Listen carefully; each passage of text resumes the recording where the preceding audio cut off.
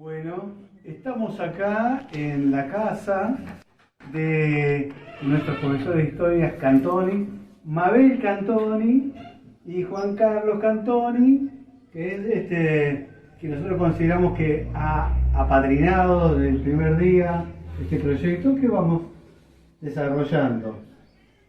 Muchísimas gracias por recibirnos en su casa y bueno, la idea de charlar un poquito o escucharlo en sus reflexiones tiene que ver primero con esta mirada histórica que usted nos quiera dar sobre estos 40 años de democracia. Si quiere retroceder un poquito, bárbaro, pero si no, centrarse en estos 40 años de democracia que tanta expectativa de reflexión nosotros tenemos, de poder recibir de gente que tiene una mirada que uno comparte, en términos históricos, en términos políticos. Bueno, mira, 40 años de democracia son 40 años de la vida que hemos compartido. ¿Te das cuenta? Entonces, es un poco difícil hacerlo como un abordaje de carácter histórico, digamos historiográfico. Después van a salir todos los profesionales a decir que no tenemos cuenta. Pero bueno, en realidad te diré que la expectativa que teníamos nosotros en el 83 venía sesgada por una cantidad de cosas que obviamente no se resolvieron mágicamente porque Viñones, ¿no es cierto?, estuviera dispuesto, ¿no es cierto?, a entregar el poder político a quien surgiera de un proceso electoral. En realidad, cargábamos, ¿no es cierto?, la angustia del proceso, ¿no es cierto?, la bronca del proceso, la de los desaparecidos, ¿no es cierto?, los desaparecidos que aparecieron después, como el caso de Molina, te recordarás de Molina Carrasco como compañera y además trabajadora nuestra, y veníamos con todo eso todavía, eso no se termina tan fácilmente. Con los que hemos vivido la etapa del proceso y sobrevivimos, son una serie de cosas encontradas que se encuentran por allí. Primero. Segundo, veníamos con el otro tema que era la Malvinas. Otro problema que también, de alguna forma, ¿no es cierto?, se había incorporado a la historia de estos primeros 40 años, ¿no es cierto?, con todo el dolor que eso significaba. Y evidentemente, a partir de ahí, pensamos que podía iniciarse una etapa de reconstrucción, ¿no es cierto?, de la vida social en democracia, ¿no es cierto?, digamos así, en posturas de aceptar a quienes no pensaran como nosotros, etc. Y bueno, y fuimos con todo cariño, ¿no es cierto?, al proceso preelectoral en su momento.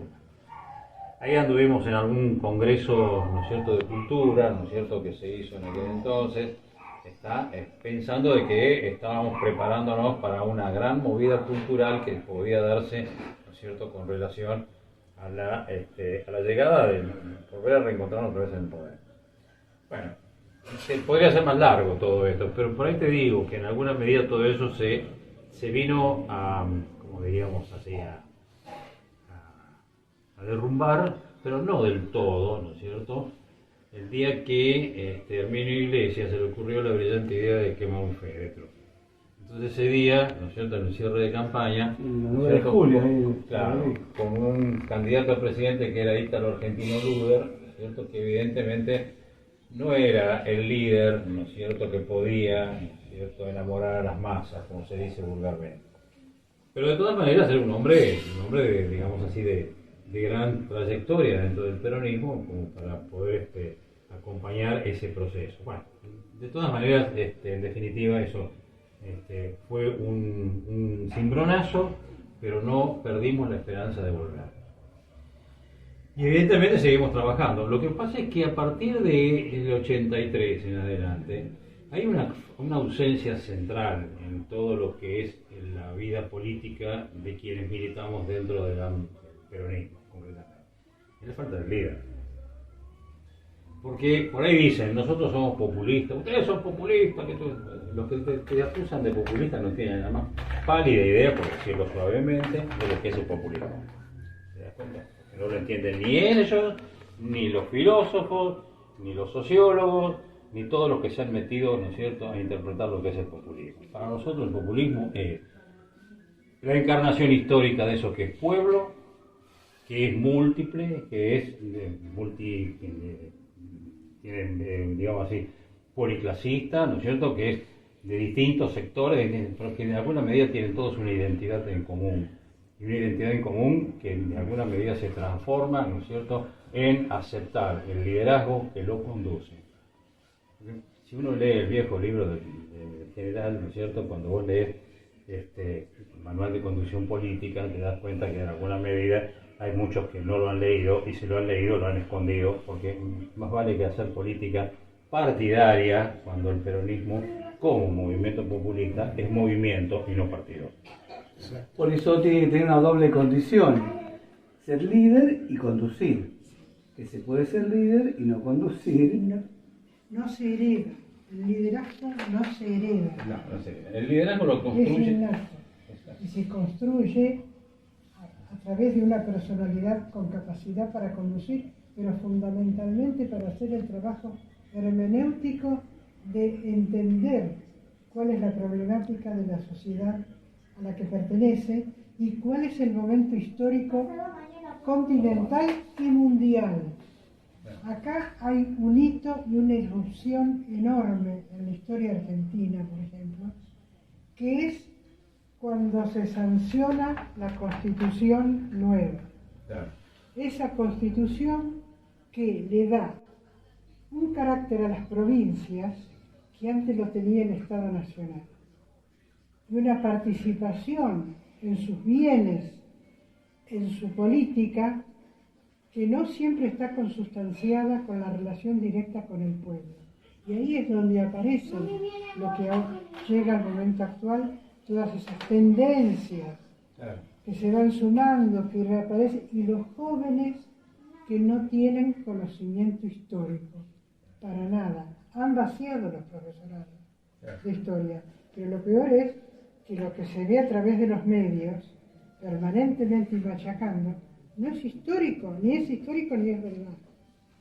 ¿Qué es lo único que me puede decir que es verdad? Y la hermenéutica como interpretación y las fuentes, la heurística. Son los dos elementos que ustedes habrán visto que usábamos en el arte. Las fuentes y la interpretación de las fuentes, dentro de un contexto. De eso se carece hoy día porque se lo ha vaciado. Y la clave está en la Constitución del 95, Del 94. del 94, y en la intervención del Poder Judicial en todo el aspecto de la vida política. Claro, porque digamos, a ver, si uno lo analiza esto históricamente, historiográficamente, en definitiva tenés que en realidad el movimiento como tal no tuvo un liderazgo de conducción hasta la aparición de Néstor Kirchner. Néstor, en ese sentido, no te digo que sea otro Perón ni cosa por el estilo, porque lamentablemente, ¿no es cierto?, el ciclo vital del mismo se agotó en forma prematura. ¿Te das cuenta? Entonces, uno podría pensar, bueno, ¿quién puede tener esos perfiles en última instancia? Y Cristina. Pero yo no sé, hoy en día tengo... no es que dude de Cristina, al contrario, ¿viste? En la computadora tengo la retrato de ella, ¿viste? Lo habrás visto. Pero de todas maneras, el problema es que aquí se trata de encontrar esa vinculación entre el líder y la masa, como decía el general con todos los términos. Por eso decía, liderar y conducir, son dos elementos, no necesariamente uno está vinculado con el otro. Entonces, ahora, la Constitución del 94 que señala Mabel, ¿no es cierto?, es una Constitución liberal. No nos engañemos, es una Constitución liberal. Entonces, ¿cómo encajamos un fenómeno histórico como el populismo, ¿no es cierto?, que significó el peronismo y las continuidades que pueda tener en un esquema liberal? Señala además los derechos del consumidor. Los derechos del consumidor, desde el punto de vista de la demanda, no todos somos iguales. Desde el punto de vista de la oferta, sí, pero solo puede demandar aquel que posee con qué demandar. Claro. Eso es una barbaridad para un movimiento como el nuestro. el neoliberalismo en ejecución, que fue trágica para la Argentina. Por eso yo creo que el punto de inflexión, ¿no es cierto?, me parece a mí que está en el Pacto de Olivos, porque ahí empieza la cosa, ¿te das cuenta? En el Pacto de Olivos, en definitiva, hay una, digamos así, un acuerdo para remozar esa tradición liberal de la Constitución, mal llamada Constitución, porque fue hecha. Otro día podemos hablar de la Constitución del 57, que no es la del 53, sino la del 1957, pero de alguna medida hay que remozarla, y la remozaron, ¿no es cierto?, en el Pacto de Olivos con la reelección, ¿no es cierto?, y algunas otras cosas que después aparecen en el debate de la Constitución del 94. En el Pacto de Olivos está sellado una suerte espantosa, porque lo peor que le podía haber ocurrido a nuestro movimiento es que un personaje se haya apropiado de las formas exteriores que tiene el liderazgo en el peronismo para hacer las barbaridades que hizo. Porque si vos, el menemismo, bueno, está bien, vos me dirás, bueno, pero Alfonsín, y sí, pero Alfonsín no podía porque tenía los milicos, porque los milicos porque si los milicos resulta que, y bueno, porque vamos a hacer la obediencia de vida, porque después los vamos a indultar, porque esto que en alguna medida, bueno, ahí es donde viene el tema. ¿Qué hizo Menem? Desde mi punto de vista, desde el punto de vista económico, lo que se pudiera reparar desde el punto de vista económico se habrá podido reparar, pero para mí el daño más profundo, ¿no es cierto?, fue haber sesgado todo el proceso cultural, ¿no es cierto?, de la Argentina, volcándolo en un molde, ¿no es cierto?, de negación del pasado como factor identitario nuestro. Y eso está claro. Menem es la deshistorización del movimiento peronista. Abrazándose con Rojas. Se abraza con Rojas. Abrazándose con Rojas. Y aparte le da un beso en Sí, el la cajón profesora. cuando Rojas, que le da un beso a Rojas cuando está Rojas en el cajón, es el muerto. Profes. Para los dos. Tenemos estos últimos 10 años de democracia, donde ha transcurrido el periodo final de la presidenta Cristina Fernández de Kirchner, el periodo de Mauricio Macri y esta última presidencia con Alberto Fernández, ¿no? Y este 2023 es un año electoral. ¿Cuál es la mirada desde la militancia, desde la mirada histórica que ustedes pueden poner en el análisis de esto ante este año tan fuertemente coyuntural? Quizás el año clave fue la caída de la Rúa.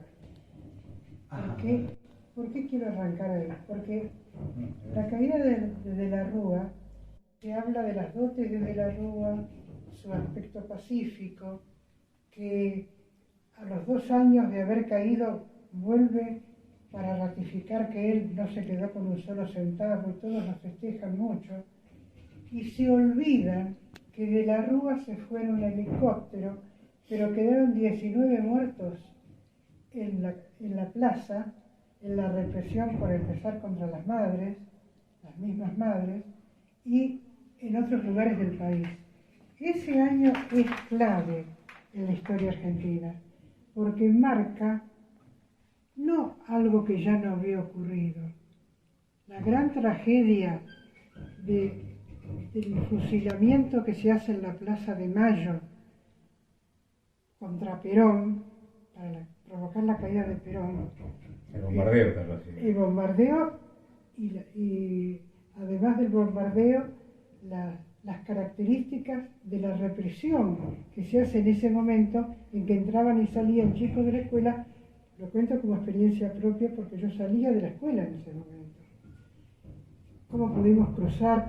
¿Cómo eso se pudo hacer? Bueno, eso que fue la gran tragedia, donde se fusila al propio pueblo, a su pueblo y sin estado de guerra. Eso se repite después en la historia argentina, quizás con menos muertos, pero en los sucesos del 2000 y en la caída de la Rúa. Y esa característica provoca un enfrentamiento en el pueblo argentino. Yo creo que esa es la gran grieta, porque incluso en ese momento lo que se dice es, bueno, pero era la única forma de terminar con el proceso que se estaba dando. Y una jueza, actualmente en actividad, fue la que dio la orden de proceder en ese año con la caída de la Rúa. Le dijo, proceda a Mató. A Mató, que era la jueza Servini de Cubría. Bien, todavía en actividad. Eso marca un hito gravísimo.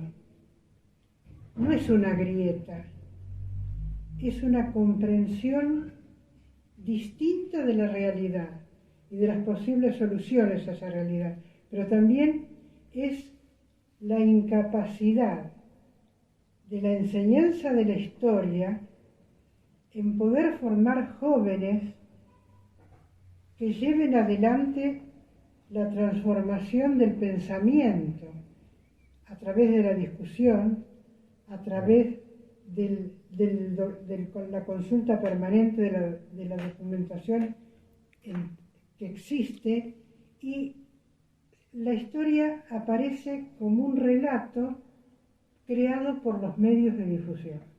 Ese vaciamiento lo dan los medios de difusión, la situación particular del Poder Judicial interviniendo en todo, y ahora, además, las redes, que son las que están formando el pensamiento de los jóvenes, fundamentalmente de los jóvenes. Los de nuestra edad no vamos a estar haciendo ese tipo de lecturas. Tenemos otra posición ante la vida. Claro. Pero eso es sumamente grave lo que está ocurriendo en este momento, con el vaciamiento de la historia. De todas maneras, hay además otros factores que intervinieron en la generación de todo esto.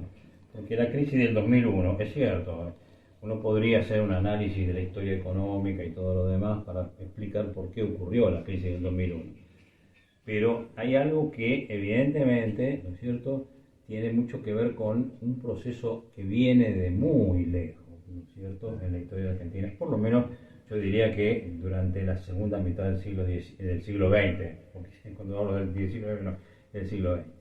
Y es, en definitiva, lo que empezó a desmontar Kirchner, ¿no es cierto?, cuando les intimó a los funcionarios del Fondo Monetario que estaban en el Palacio de Hacienda que abandonaran la oficina y se llevaran todo lo que era de ellos. No sé, cuando los echó directamente. ¿Eso significa que nos perdimos todo? No, bueno, pero en definitiva, la Argentina viene arrastrando, ¿no es cierto?, esa situación de vinculación con el Fondo Monetario, que es, en definitiva, la herramienta con la cual se puede afianzar no solamente los cipayos locales, ¿no es cierto?, que son los que, bueno, por algún día habrá que explicarle a los chicos lo que quiere decir cipayo. De todas maneras, en definitiva, que son los que tienen, ¿no es cierto?, el control económico de la Argentina, que también maneja los medios de comunicación, como dice Mabel, ¿no es cierto?, y que en definitiva... Centralizados como en ningún país del mundo. Ahora bien, ellos, el Fondo Monetario Internacional, ¿no es cierto?, no aspira a que la Argentina se libere de ninguna manera de su estado permanente, ¿no es cierto?, yo diría, ¿cómo se llama?, endémico, ¿no es cierto?, de endeudamiento. En definitiva, ellos trabajan para que esto sea una renovación continua, ¿no es cierto?, y una forma, digamos así, de mantener a la Argentina subordinada a un organismo internacional que a su vez responde a los intereses imperiales de Estados Unidos. Porque no nos engañemos, acá estamos hablando de una situación imperial que está resquebrajándose, que se está cayendo, que los pueblos de América Latina están tomando conciencia, eso no me cabe en duda, pero están ahí. Cuando Macri, ¿no es cierto?, llega al poder, ¿no es cierto?, empieza, ¿no es cierto?, con el festejo de, ¿cómo se llama? Duhovne era, ¿no?, el que era ministro, que dijo, todo contento por televisión, un país está totalmente desendeudado. Pelito para la vieja, digamos, mirá, está desendeudado, ahora me toca a nosotros. Bueno, ¿para qué? Porque ellos, en definitiva, lo que querían hacer era utilizar el endeudamiento, ¿no es cierto?, para asegurar sus activos en el exterior, ¿no es cierto?, y que después el pueblo argentino pagara la deuda. Ahora, cuando Macri llega, ¿no es cierto?, a los 45.000, a los 56.000 millones de dólares de la deuda, evidentemente no lo está haciendo para fugárselo todo. Se fugaron mucho, pagaron parte de la deuda también, pero se fugaron mucho. Pero ¿cuál es el problema? La Argentina siguió endeudado de una manera absolutamente imposible de salir del endeudamiento. Entonces, cuando uno habla de que en este momento estamos viviendo con inflación, sí, claro que estamos viviendo con inflación, no me cabe la menor duda. Pero ¿qué es lo que produce la inflación en este momento? Que yo vaya a comprar un kilo de carne acá a la vuelta, ¿no es cierto? Un kilo de carne más por semana, o que vaya a comprar otra, o que en definitiva aumente, como decía Mabel, ¿no es cierto?, la demanda y que eso pueda provocar que los precios suben y que el dólar, todos versos. Acá lo que estamos en este momento es sobreviviendo hasta donde nos permita, ¿no es cierto?, la propia potencialidad del crecimiento económico de la Argentina, la voluntad popular, ¿no es cierto?, y la hermandad de los latinoamericanos, ¿no es cierto?, para salir del paso. Si no, no vamos a salir nunca. Y yo insisto con lo de Latinoamérica, porque esto es clave. Esto es clave. En definitiva, si vos me decís en este momento qué es lo que se ha podido hacer hasta ahora, por qué razón, ¿no es cierto?, no, pero entramos. Y bueno, porque en definitiva, ¿no es cierto?, acá alguna vez, ¿no es cierto?, para determinadas estructuras del poder interno, ¿no es cierto?, corresponde hacer algo que fue en su momento, ¿no es cierto?, aquello de el nudo gordiano, ¿no? Cuando tenía que desatar, ¿quién era? Alejandro era. Bueno, Alejandro. Alejandro. Tenía que sacar, digamos así, desenredar un nudo, porque si no lo iban a ver. Entonces, ¿qué hizo Alejandro? Sacó la espada y Listo, se acabó. ya está. ¿Sí? Y bueno, pero eso no es soplar y hacer botella, decía Godoy Cruz. Y San Martín le dijo, mire, es más fácil declarar la independencia que hacer miles de botellas. ¿Usted me entiende lo que quiero decir? Quiero decir con esto que en algún momento determinado vamos a tener que estar todo el pueblo argentino hermanado con nuestros hermanos de América Latina para que alguna vez podamos cortar el nudo gordiano, ¿no es cierto?, del enfeudamiento que significa el sometimiento de América Latina a Estados Unidos, entre ellos con nosotros mismos. ¿Cómo? Y bueno, hay damas acá, no te diría con qué, pero de alguna medida Hay que volver a atender a la mirada continental. Y yo creo que pero ¿sabes lo que pasa, Omar? La mirada continental es cierto, la mirada continental nos puede llenar de mucho entusiasmo en este sentido, pero alguien que tenga la capacidad de conducir tiene que decir, bueno, lo hemos tenido, por eso yo te cité lo de San Martín y Godoy Cruz, porque cuando San Martín insistía de que había que declarar la independencia, Godoy Cruz, que representaba a Mendoza en el Congreso de Tucumán, le decía, no, pero mire que esto no es soplar y hacer botella. ¿Cómo que no es soplar y hacer botella? ¿Qué esperan? ¿Sí te das cuenta? Ahora, San Martín lo decía, ¿por qué? Porque era un correntino, ¿no es cierto? Algunos dicen que algo más que un correntino, bueno, Macanudo, que era un correntino y lo estaba, porque tenía la herramienta para seguir sosteniendo, ¿no es cierto?, la decisión de declarar la independencia. ¿Te das cuenta? Entonces, Macanudo, y se jugó. Podría haber sido todo mal. Sin embargo, no lo fue, porque si no, estaríamos hablando nosotros como y están expuestas uno se mete y googlea, están las cartas esas que San Martín le manda a Godoy Cruz. Está la cara de este señor que te moviste la firma recién. De Mitre. Pero ¿sabés lo que pasa? Son momentos liminares, Vos que podés hacer una relación. Van a decir, bueno, van a salir todos los historiadores profesionales, ¿no es cierto?, los modernos, como se llaman por allí, van a salir todos los profesionales y decir que es una barbaridad lo que voy a decir, pero yo la voy a decir igual. ¿Vos te parece que si vos analizás la estructura del poder de la Inglaterra victoriana en 1845 y la decisión de Rosas de cerrar la navegación de los ríos es equilibrada? ¿Y qué hizo? Lo hizo igual. Rosas lo hizo porque tenía todo el pueblo en contra, o porque era realmente, ¿no es cierto?, el que maneja. Entonces no nos engañemos. La cosa está ahí, en algún Y momento sabía está que en- iban a pasar, finalmente. Sí, no, por Pero supuesto. iba a poner los puntos sobre las No IES, podía ser gratis esa victoria. claro, y llevar adelante la... Pero el tratado Macuara, perdón, el Arana-Salter, ¿no es cierto? El tratado Arana-Salter, el tratado firmado por la reina Victoria, es el único tratado que tenemos en el archivo de la Cancillería firmado por la reina Victoria.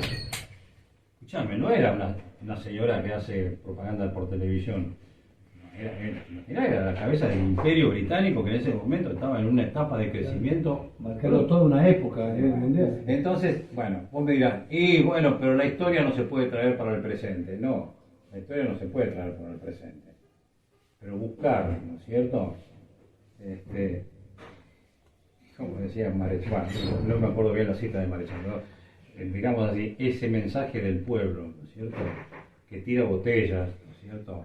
Porque es el pueblo el que amasa, ¿no es cierto? Profesor, quería hacerle una pregunta, si usted podría darnos alguna reflexión sobre este momento preeleccionario.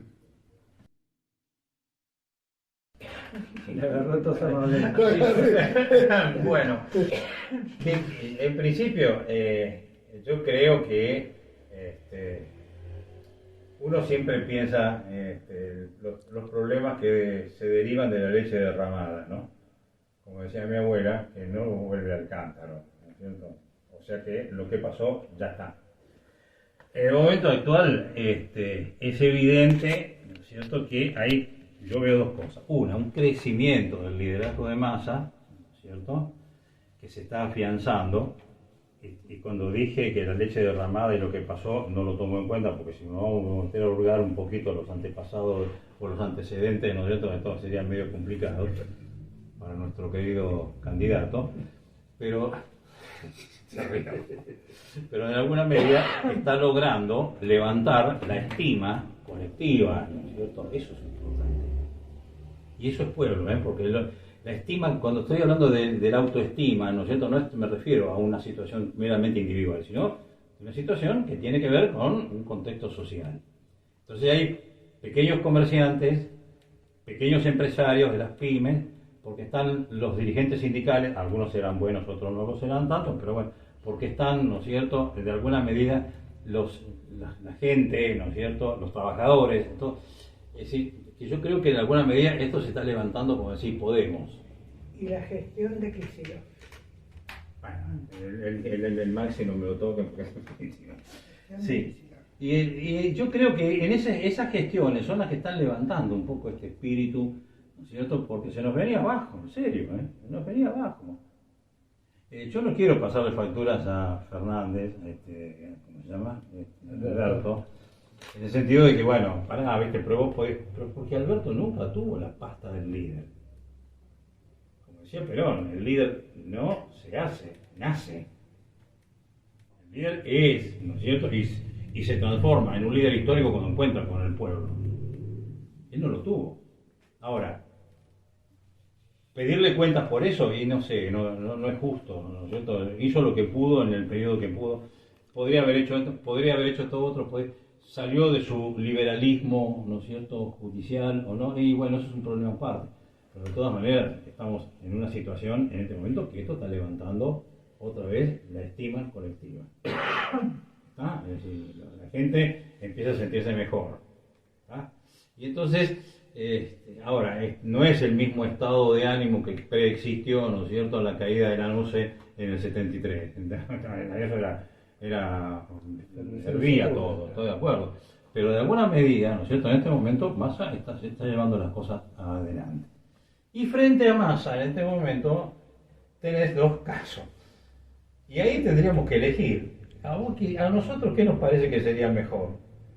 Que Massa se enfrentara con quién. Massa no va a quedar tercero ni en broma, por más que diga el papanata de Marra, que ¿viste? Es un pobre tipo. No es un pobre tipo, un tipo de mucha guita, ¿no? De paréntesis. En definitiva, ¿qué elegimos? Sí, te imaginas que si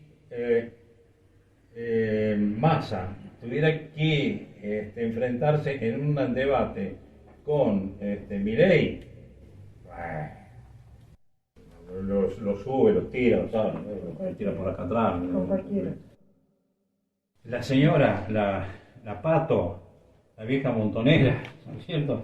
La Pato, ¿qué va a hacer la Pato? La Pato no sabe cómo salir del lío en que se metió, porque yo creo que en este momento hubiera preferido, ¿no es cierto?, en el fondo, supongo, esto corre por cuenta mía, por favor, bórrenlo si les parece, la Pato, ¿no es cierto?, hubiera preferido que estuviera, ¿cómo se llama el otro?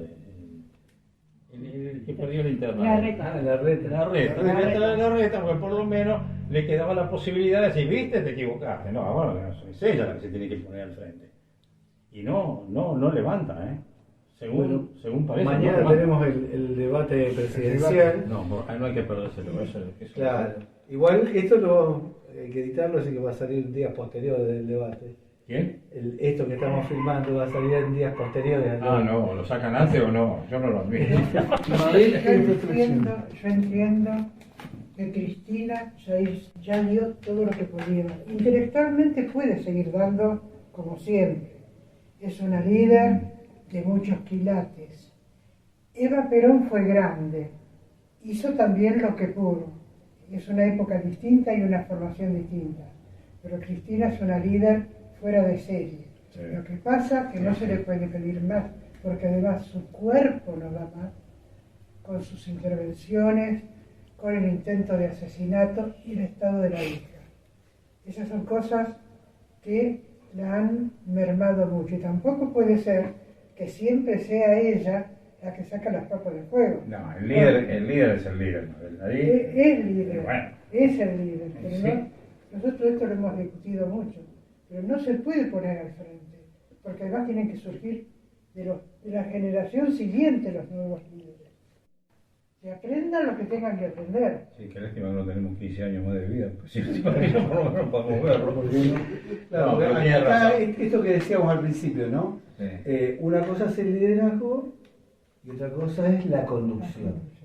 Por ahí tenemos en Cristina una líder indiscutible, intachable, para aplaudir, pero no hemos visto en los últimos años, sobre todo, una capacidad de conducción de movimiento, y tampoco ha habido compañeros que fueran capaces de tomar el bastón de mariscal y ponerse al frente de todo lo que hay que poner en salud, en la mirada intelectual, en construir futuro. Ahora, yo te digo una cosa más.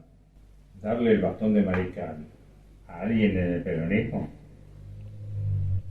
discúlpenme, el gesto, darle el bastón de mariscal es para que todo el mundo se considere con el dueño del movimiento. Y eso se va al diablo. Ojo, ese es mi punto de vista. No, el bastón de mariscal lo tiene el que conduce. Yo digo, hay que hacer lo que no hay que hacer. Cristina lo tiene todavía, yo creo que tiene todavía capacidad para conducir. Lo que pasa es que, una de dos, o ella está trabajando con una estrategia muy... Esto si quieren publican, o si no, no guardan chicos.